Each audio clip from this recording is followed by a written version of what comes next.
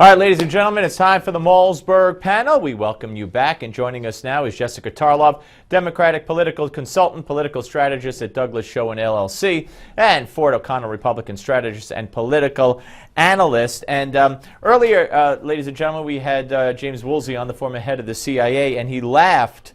And he also invoked Hitler. I told him that the White House, according to our friend Ben Shapiro at Breitbart, yesterday dismissed the Ayatollah's chants of death to America by saying that it was intended for a domestic political audience. And he pointed out that so were Hitler's remarks at first intended for a domestic political audience. Jessica, how does a White House that makes excuses for an Ayatollah whose government is repressive and kills gays and others that we're negotiating with, how does he make excuses for chants of death to America and mock blowing up of U.S. warships and everything else they do to us, while raking Benjamin Netanyahu over the coals for saying things that are not nearly in any league like that? Well, I wouldn't say that he's raking Netanyahu over the coals. I mean, we did see last week, and I want to say that I was thrilled with Bibi's re-election, and I'm very pleased that he's going to be in charge of Israel as we go forward. But to say raking him over the coals, I mean, the man did flip-flop about what he said. He said that he was going for a single-state solution, then he took it back. He said that Arabs were turning out in droves, and he's since had to apologize for that. It's not like Netanyahu has played particularly nicely with the White House himself. Really? What did that have to do with the White House, what he said about Arabs coming out in droves, which is out of context, by the way, and also about the other thing he said. What does that have to do with the White House? Well, it has, going back to the speech that he gave on March the 3rd, where the White House to actually defend the Ayatollah is beyond excusable. These guys have been chanting well, it is death too to bad, America and he did since it, and he got the desired effect. It doesn't matter whether it's we'll Rouhani or anyone else, they don't change. Ford, is raking over the coals? I think that's putting it mildly. It absolutely is putting it mildly. He didn't even call Netanyahu when he won the re-election. This is President Obama wanting to really push some distance between Israel and the U.S. And frankly, he seems to be wanting to curry favor with the Iranians and get this deal done at any cost. And the bottom line is you can't trust Iran. They have a hatred for America, at least the government of Iran does. All right. Well, we'll see where this leads to, but I think James Woolsey was right on target. Let's go to another story here. Hillary Clinton gave a speech to a 20-minute speech in D.C. yesterday to a bunch of journalists, and she said things such as, "Before I go any further, if you look under your chairs, you'll find a simple non-disclosure agreement. My attorneys drew it up." And she also said, which I think is pretty bizarre, she cracked jokes about the email scandal. She said she was all about, quote, all about new beginnings, a new grandchild, a new hairstyle, a new email account, a new relationship with the press. No more secrecy, no more zone of privacy. After all, what good did that do for me? Jessica mocking the agreement, which if she didn't sign or did sign could be a violation of law.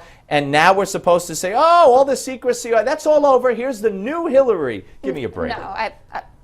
No, I totally agree with you. I think that she shouldn't be making fun of it. And if it is, a push to appear to be more likable and to have a sense of humor or a better sense of humor, I think that will backfire. I think the email scandal will die down, and this won't be as much of an issue when she does declare. But I certainly don't approve of her making a joke out of it, especially so close to the incident. Ford, a new grandmother, new hairstyle. How sexist of her. But, hey. That's ridiculous. It is? Why? If I said she has a new hairstyle and she's a new grandmother, people would say it all the time. No, I don't bring up her grandmother business at all This is the same old Hillary. She's never had a great relationship with the media. This is the nicest we're ever going to see it when she was actually presented an award by the media. This is kid gloves. The bottom line is Hillary's got a lot of problems. The email situation's not going down. She's always had a tough relationship with the media. I expect this to continue. The only problem is right now the media is going to focus on the battle royal in the Republican Party as Republicans try to keep the email story up in the news. Well, they gave her, Ford, a standing ovation when she spoke yesterday. So they're in the tank already. Well, they've always been in the tank, and you know why, Steve, is because they elected a black president. Now they want to have the first female president, and the only way Hillary's going to run in trouble for the nomination is if Elizabeth Warren runs against her, because she breaks Hillary Clinton's glass ceiling argument. Right. This is just how our liberal media works, Steve. Jessica, 30 seconds. I mean, isn't it, don't I you think think it's just many of these ridiculous liberal to say, journalists, it's their duty before they leave to elect a woman? No, it's their duty to be objective. And I don't think they elected Barack Obama because he's black, and we won't elect Hillary Clinton because she's a woman. We'll elect her because she has the right policies for the country. I don't understand how I they think let it's go sexist, his actually, admitted what you drug just said use. about it. I don't understand how they let go his admitted drug use when they raped George Bush. They tried to find someone who said he once did drugs. All right, we're coming back with more of the panel. Don't go away.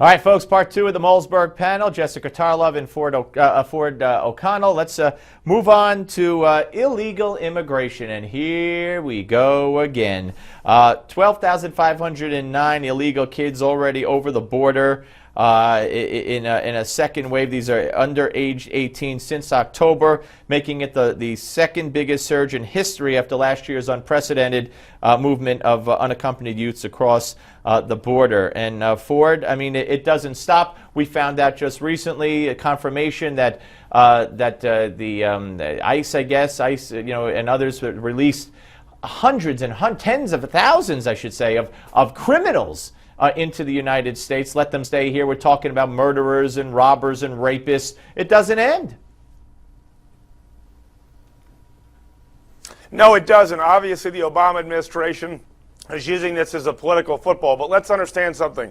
Conservatives scream over and over about enforcing the law when it comes to these undocumented children. The problem is the law, because unless they're from contiguous countries like Canada or Mexico under the William Wilberforce Trafficking Act of 2008, the administration is actually enforcing the law by not sending them back to their home country. That's what people don't understand here. The problem is the law, and the Obama administration is playing politics. Jessica? I think it goes beyond a problem with the law. I think we need to talk about what the next stage of the law is going to be. And I've been saying this for a while now, that I think that the Democrats, it would be smart for them to kind of drop the term comprehensive from their immigration plan and to talk about piecemeal immigration. We need to secure our borders and then offer a pathway to citizenship. I mean, something like 1 in 6 of these kids is being sent back. And I have no idea exactly the reasons that they're here, besides, maybe they're coming for a better life, maybe that they're escaping terrible conditions, maybe they just want to be here. And I'm not for just chucking people out, but I think that we really need to think about how we're going to get an immigration deal done, and I think the only way to do that is for Democrats to offer to secure the border first, and then the Republicans meet them on pathway to citizenship, and we're all happy. Well, I don't think that's ever going to happen, and I don't really care. Wait, hold on, Jessica. Yeah. While I agree with you, you are absolutely right. The problem is that Democrats don't want to secure the border, okay? Why would they not want to secure the border? That's what I don't understand. Texas border where I grew up, and on top of it, hold on one second, with the kids, there's a loophole in this law is what I'm trying to tell you. And frankly, there's a lot of immigration ambulance chasing lawyers out there who are making money by sending them up there. This is a money-making scheme, and nobody seems to care. Well, obviously you care, and I care too, and I think a lot of other Democrats do care. I don't think that Democrats want a porous border. I don't think that that's the case. If we need to change the law that's already in place, so be it. We change laws all the time, or at least we should work on changing more laws. So, I mean, let's just take it that we agree. This is very exciting for me. And all right, let's move on to this. This is, I guess, Mayor de Blasio's attempt at being Mayor Bloomberg, and Mayor Bloomberg was stopped by the courts when he tried to limit the size